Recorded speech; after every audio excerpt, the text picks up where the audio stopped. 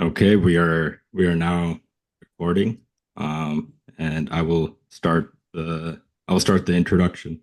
You're ready, good to go? Yep, I'm good. Okay, cool. Okay, we'll get started in 10, 9, 8, 7, 6, 5, 4, 3, 2, 1.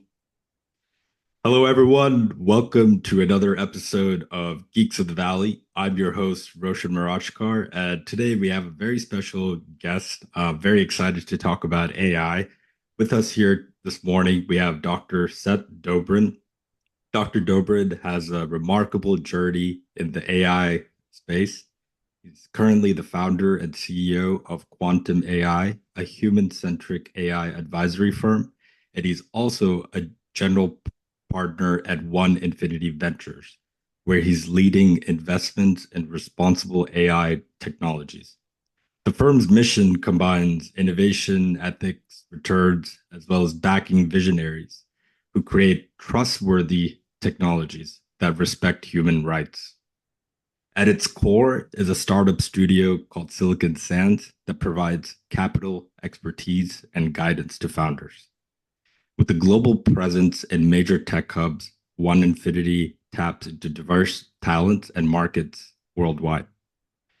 Prior to these roles, he was IBM's first global chief AI officer, where he spearheaded groundbreaking AI strategies. Today, we'll dive into his journey, his vision for the future of AI, and how he's championing ethical and human centered AI development. Dr. Dobrin's work has been pivotal in shaping the responsible development of AI, both within large corporations and startups. He's focusing on AI that remains a tool for societal good, uh, and has earned him recognition globally. As we discuss his career today, we'll also be discussing the challenges with AI governance, the role of venture capital in AI innovation, and we'll also be discussing how different regions are approaching AI development. Dr. Dobrin, it's a pleasure to have you here today. How are you doing today? I'm doing great. Thank you very much for having me. Yeah, great. Excited to have this conversation and bring your insights to all of our listeners. Let's jump into the first question here. So, could you share a bit about your journey? How did you evolve from being at IBM to sort of taking a more entrepreneurial path right now, founding Qantm AI? And yeah, where does your inspiration come from? Yeah, so I mean, well, I've been in the AI space since, the mid 90s, since grad school, and after grad school, I was in the startup space. So it's not like all of a sudden I jumped into entrepreneurship. And so I did work in startups, did have my own startup for a while in the early 2000s, late 90s. And then at some point I decided it was time for me to go in the corporate world for family reasons. And so went in the corporate world with always, kind of wanted to go back into startups and always in my corporate jobs ran my organizations as if they were startups within larger corporations. And so when I decided I was going to leave IBM in late 2022, mid to late 2022, decided I was going to go do my own thing, and started Qantm AI, which is an advisory firm, and was always set in mind to start an investment firm as well, to take some of the work I had started at IBM around responsible and safe AI, both within IBM, but also championing it in the industry, being one of the loud voices championing it in the industry, and kind of trying to institutionalize it into the startup community. And so that's kind of how I got to start my own company as well as launch the venture firm with my three partners. And are there any noticeable differences from when you were involved with, AI at IBM, more with corporations? Do you notice any differences with how corporations are implementing or thinking about AI in today's age? Um, well, I think, well, big difference was, November 2022, right? I left IBM just before then. So, Chat GPT launching and everyone being able to interact with AI in a way they never had before, really got the attention of everyone of the world. And so, you know, AI was a conversation in corporations, but not every corporation, and certainly not at the board level. Suddenly, it became conversations at the board level. There was this dramatic pull for AI. And the way companies have been trying to implement AI for decades, and AI has been around in companies for decades. In fact, before I joined IBM, I was at Monsanto, led the data and AI transformation there starting in 2006. And so, I've been transforming Fortune 500 companies using these tools for 18 years now. In fact, I recently released a book called AI IQ for a Human Focused Future that lays out my methodology I've been using for it. And you know, only 25-30% of companies have actually gotten value from AI since over the course of the last 15 years. And that's because people it's because my perception and many others I talk to think it's because they don't take the right approach. And companies seem to be taking the same approach with generative AI. And it's not going to work either. And so, I think the conversation has changed, but are we going to get a different result if we're doing the same thing? Probably not. So I think fundamentally corporations need to start taking a strategy first approach, which is, how is this going to, what's my business strategy? How's technology going to help accelerate that business strategy? And then inevitably data and AI and generative AI will be part of that strategy. And then thinking about who are the humans impacted by that technology and how do we need to put them in the center of that technology to make sure that we're protecting them and governing their data and making sure we understand the impacts on their lives. Yeah, that's a great point. We're seeing AI kind of touch the consumers at all levels, whether you're working at a corporation or startup, and excited in these next few Yeah. questions to get more, Well, and as it's not just consumers, right? It's employees too, right? I mean, it's so people think about customers, but it's the human. That's why I say humans. It's not just the customers. It's all humans involved in companies. yeah. And before we get into our next question on humor, your perspectives on human-centered AI design, I just want to get your thoughts on, structures like OpenAI and Anthropic. We see them being developed as a nonprofit structure. What are your thoughts on this going forward? What are some of the benefits, or is this the way to develop responsible AI going forward? Well, I mean, Anthropic's not a nonprofit. Anthropic is a corporation. I think OpenAI is a odd structure. I think everyone thinks it's an odd structure. I don't.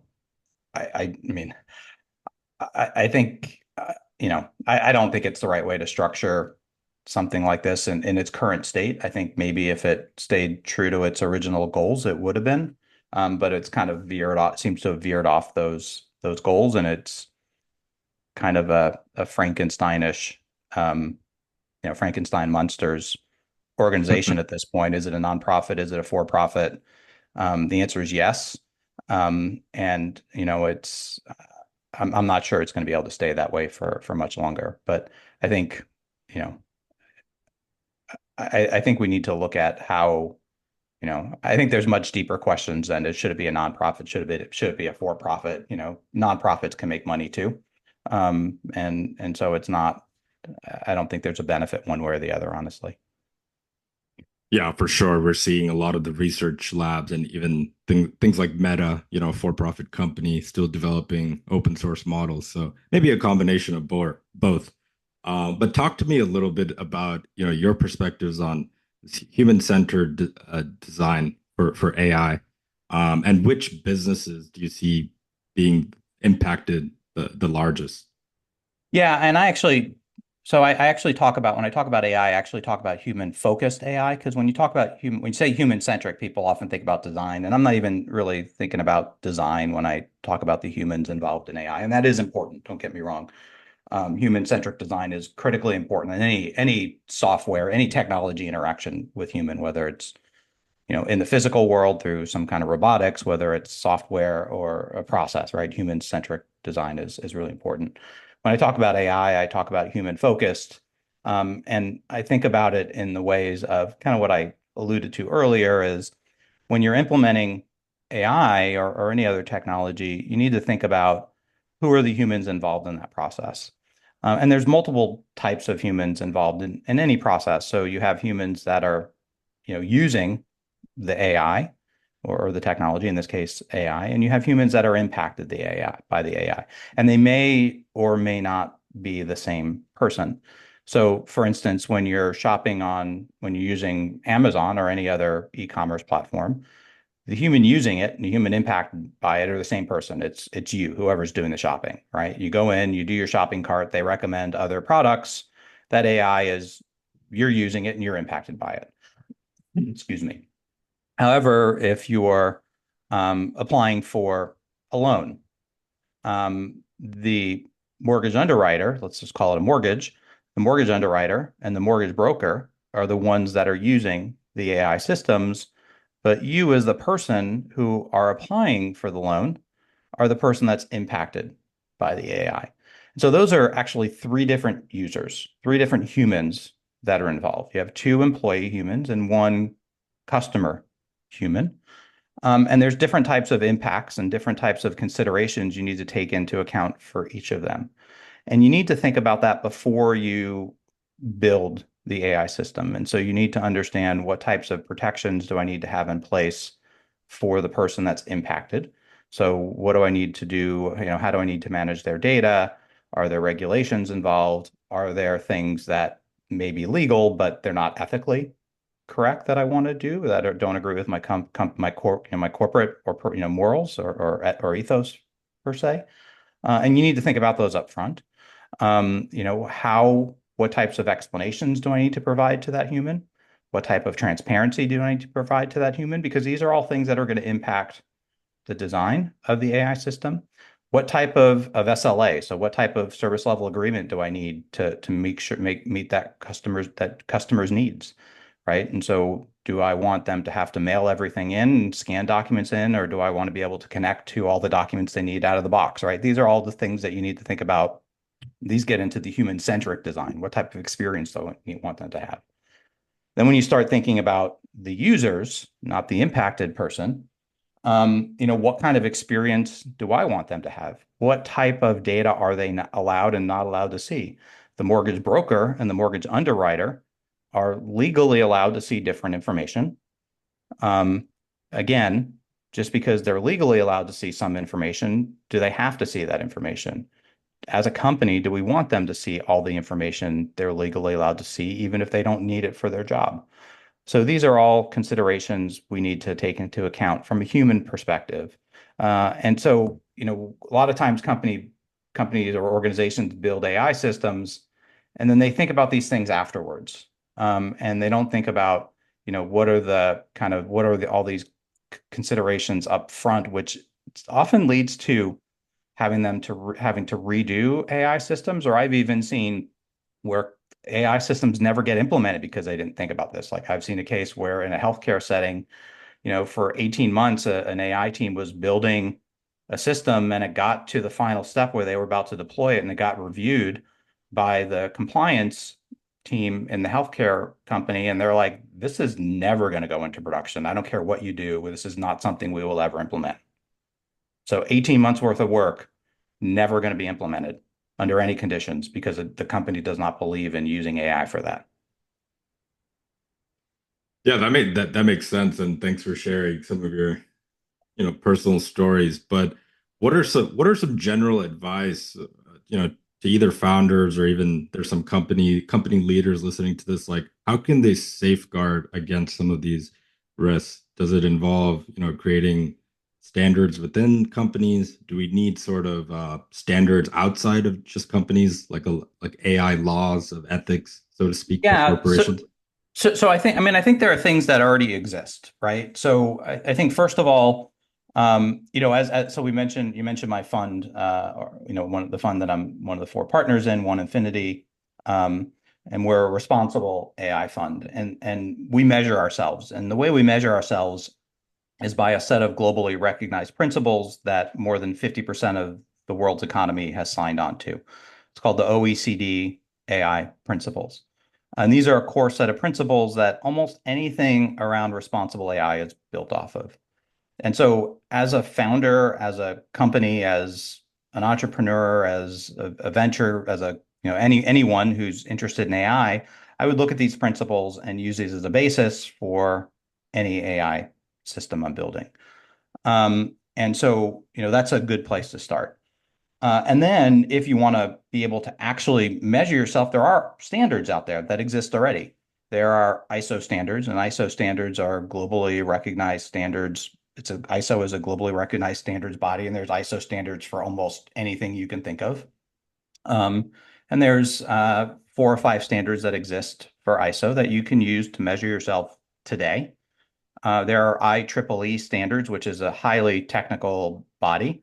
And so there's very technical standards for when you're actually building AI systems. And so you have everything from kind of implementation standards, which are the ISO standards, to technical standards, which are the IEEE standards.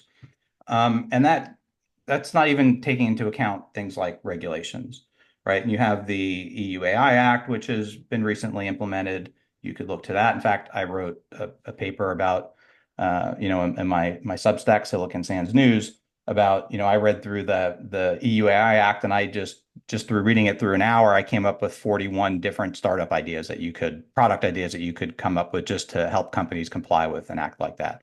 So not only are there things you can do to looking at these, but there's also businesses you could build off of some of these tools and requirements. Yeah, totally makes sense. And I think, kind of shifting gears a bit, I think I want to get into talking about, yeah, VC's roles in this, startups' role in this AI progression. So, first, something I want to ask you about, do you sort of think open source models or proprietary models that, have a better chance of reaching alignment? Like, which one do you think over time has a better chance of keeping everyone safe, adhering to maybe not human centric design, but human ethical design? So I don't think one has an advantage over the other. I think really what it comes down to is what types of safety testing, and I think that's more important than, I think what type of safety testing do we have in place? And I think we also need to be mindful of what open source means and what truly open source is. So, you know, I have mixed emotions about Meta, right? They claim their models are open source. They're not really. They have some open source components, but they also have some limitations on it that make it not open source. It's actually what I call faux open source, right? It's fake open source. But with that said, they've got some of the best safety capabilities in place. I mean, they have this whole, same kind of open source capability that's somewhat open source, that they do what they call purple teaming, to do, a lot of safety before they release any model. I think that is the most important thing you can do, is that deep safety testing around your AI systems before you release them. And that's more important, I think, than whether it's open source, closed source, or somewhere in between. And so I think that's really what you need to look at. I do think closed source models, and there are reasons why companies have open source, closed source, or somewhere in the middle. So, I mean, OpenAI, Anthropic, their business is building AI systems. They can't open source their models. Meta is in the data business. They're going to somewhat open source their model. They're never going to open source their data, right? And so they have two different drivers. In fact, open sourcing their models may lead to more people using their platform, so they're actually building their business by pseudo open sourcing their models. And so there's business drivers for why each one is doing those things. And then if you look at the truly open source models, those are built by research institutions, or like TII in the Middle East, or like Big Science, which is more of a research consortium. And so, they all have different drivers for why they do things, and different components of the models or the data are open. And so I think we need to make sure we're looking at the right things from a alignment perspective. the testing, the safety testing is the most important thing more than whether it's open source or closed source. No, those are great points, and glad to have you always advocating for safety because it does seem like a secondhand thought right now. Everyone is trying to build the most powerful models. Yeah, and that's Also, actually, I mean, I'm a huge critic of Meta on a lot of aspects, but they take safety seriously. So I applaud their effort. I applaud Jan LeCun's efforts in ensuring that Meta takes a safety first approach before they release anything. 100%. And what's your perspective or advice for, let's say, startups? When they're building out their products or whatever their moat is. Should they? Do you think most should focus on the top benchmark models, or do you think there are moats with running models locally, and that's the path we'll see in the next few years? I don't think anyone should be building products off of large language models. Really, I think that's I we really will not invest in many companies that are kind of wrappers or derivatives of existing models. I don't think that's a place worth investing. I think where you invest are novel technologies, and they may use some of these models to help develop some of their technologies. And so I don't. I think if you are, building wrappers on these technologies, it's you don't have a moat, or not one that's going to, be significant. Um, and so my guidance is, find a place where you can develop new technologies that is not um, reliant on these. And quite honestly, the way these technologies are built, so the architecture they're built on, this transformer architecture was not built for these massive models. Bigger and bigger models leads to bigger and bigger underlying problems with them. The answer to, making them fit for your domain is fine tuning them. Fine tuning them actually breaks them. And so the real answer is small models. And I think I would encourage founders to focus on small models. How can you apply small models to a given domain? How can you find unique ways of building small models for cheaper? How can you, get into this whole concept of agentic AI? What are derivatives of that concept of agentic AI? What's new math that's explainable? Is there deterministic generative AI that you can come up with that's completely explainable? I mean, there's whole fields that you can look at that are not reliant on generative AI, existing generative AI systems, so that it's transformer-based architecture, that you have these massive models.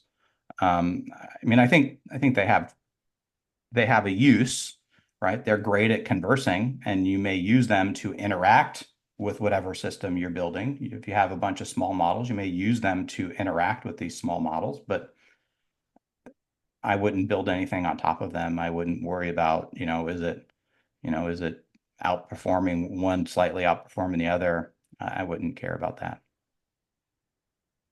No, that's great advice. And maybe in the end, the humans on the other end using these products, they might not notice these small advancements in benchmarks. But this goes great into our next point, which I think is something that you talk a lot about. So can you talk a little bit about the problems of maybe these larger models, specifically catastrophic forgetting?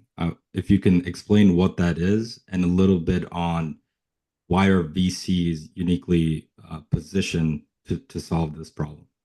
Yeah, well, I don't think VCs are going to solve the problem. I think VCs solve the problem by investing in companies that will solve the problem.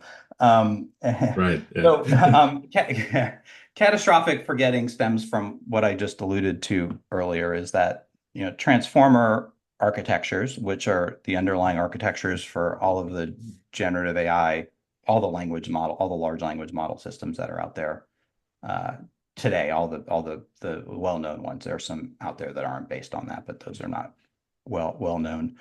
Um, and these architectures were originally developed, or really, kind of developed by Google Research in a paper from 2017 called "Attention is All You Need."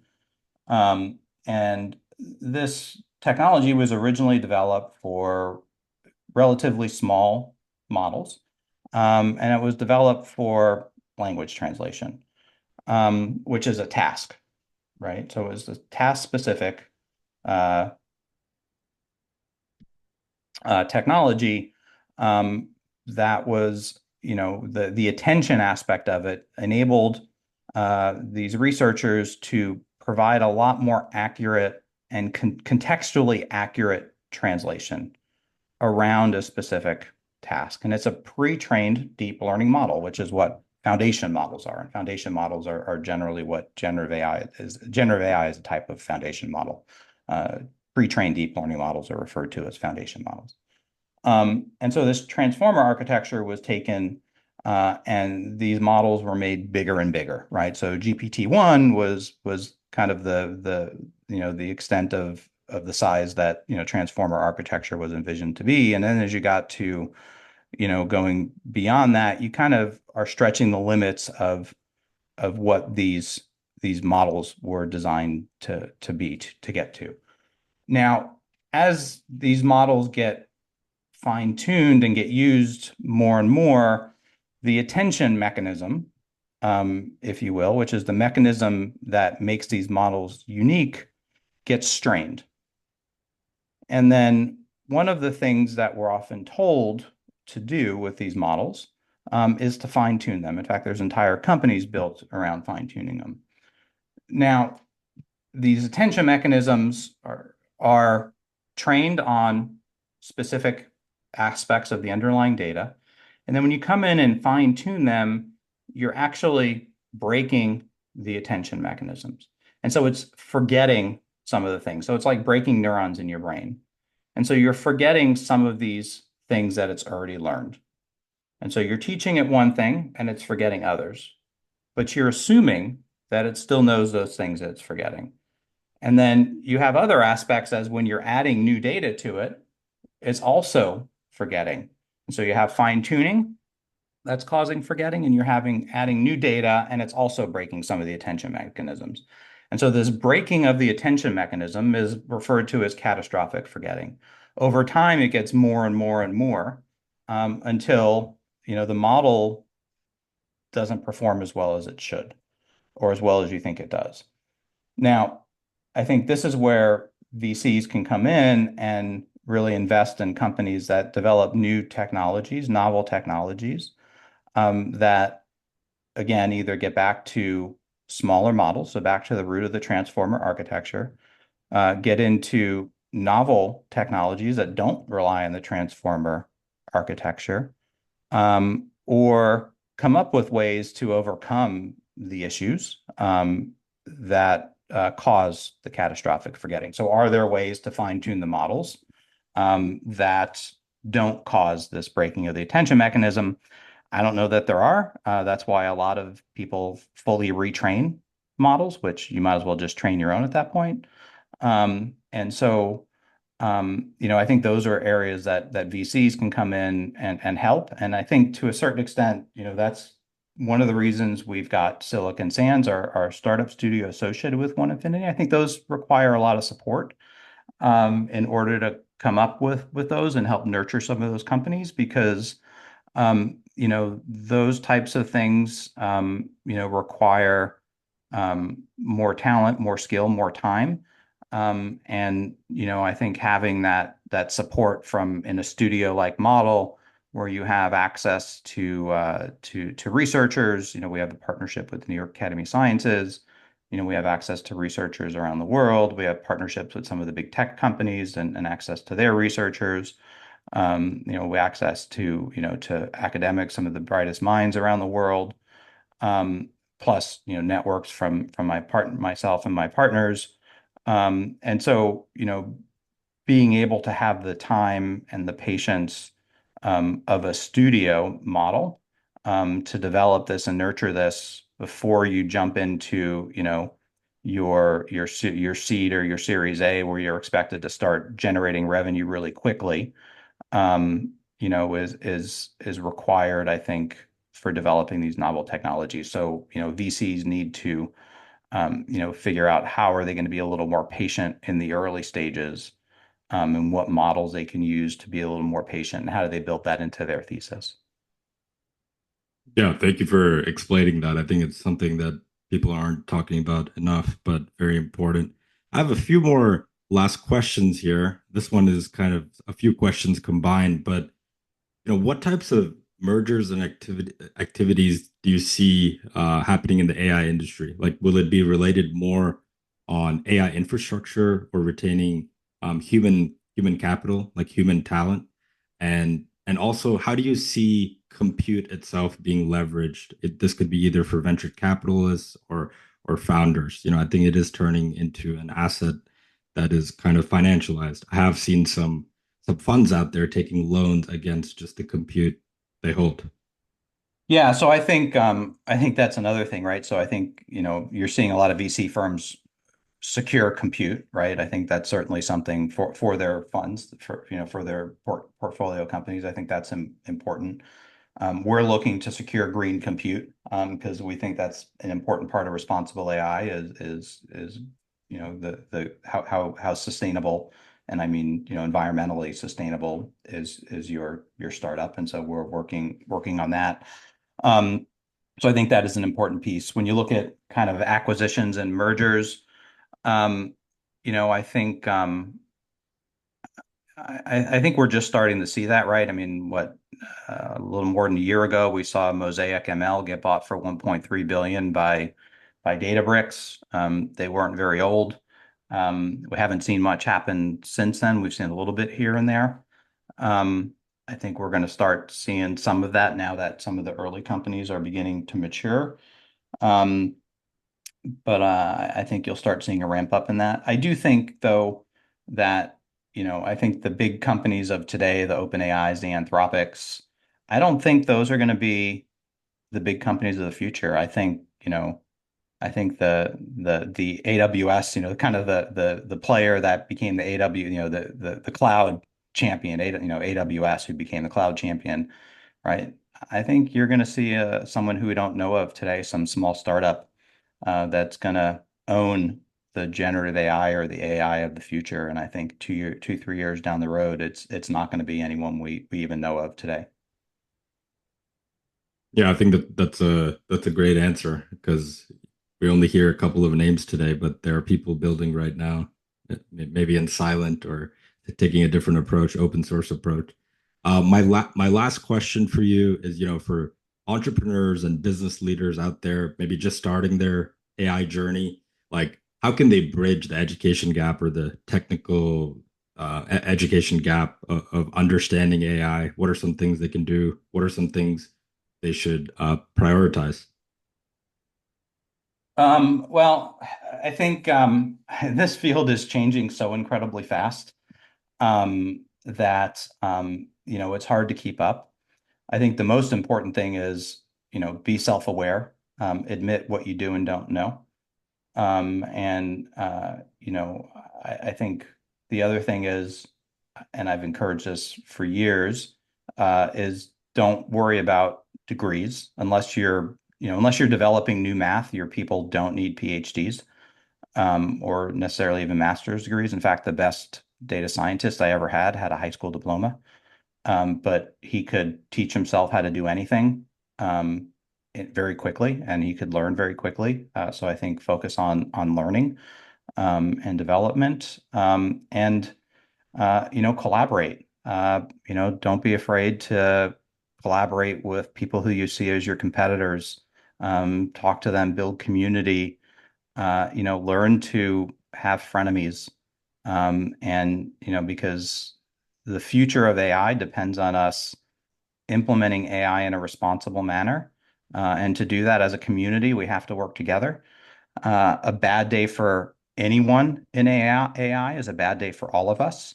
If you look at kind of public perception, and valuations, if we're getting down to the financials of it. And so we have to become a community. We have to stop worrying about, oh, this person is doing the same thing I am, or they're doing something similar with a similar outcome.